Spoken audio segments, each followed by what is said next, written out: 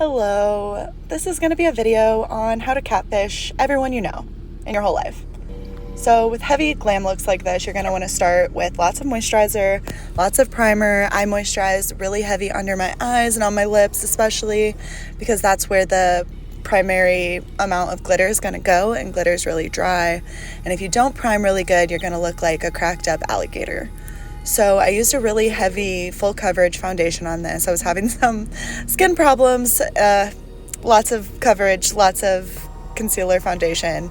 That powder technique that you just saw looked absolutely insane, but I did lots of steps of setting powder that were off camera, not shown. So obviously contouring here, took a cream contour going over with a powder contour. Had to stop there to take the foundation off my lips because I looked so insane to myself in the camera. Lots of setting spray. I only show it a couple times, but pretty much between every single step, I was using that setting spray because you really, with the products like these where they're really glittery, really shimmery, the more setting spray you use, it's never gonna hurt. It's never gonna hurt to use more setting spray.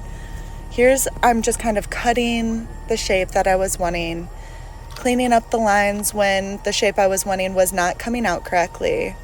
I'm still just applying that same jelly eyeshadow, but here I'm putting 3 different shades that are similar but kind of a gradient to each other over each other to really press on top of it, give it that look I was going for. Okay, here these Kaima Cosmetic pigments are absolutely incredible. I got them in the mail this week and I can't stop using them.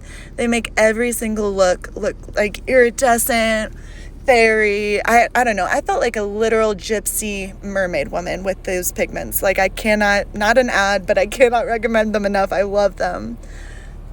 Drawing on my glitter tears here.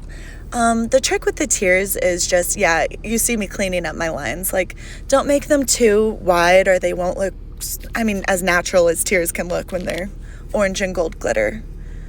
The thinner the better, making them a little runnier. I brought in this Fenty pencil to kind of clean up my line and it really helped. Adding a gloss on top because my lips looked like dried butthole. Did my mascara mostly off camera because mascara is really difficult to look normal while you apply. Added a darker liner so that my lips would look more finished, and bam, there she is. I don't know her. I don't know her name, but she is beautiful. She is gorgeous. She is stunning. We love her. She is fooling everyone into believing she is a mega super pop star woman.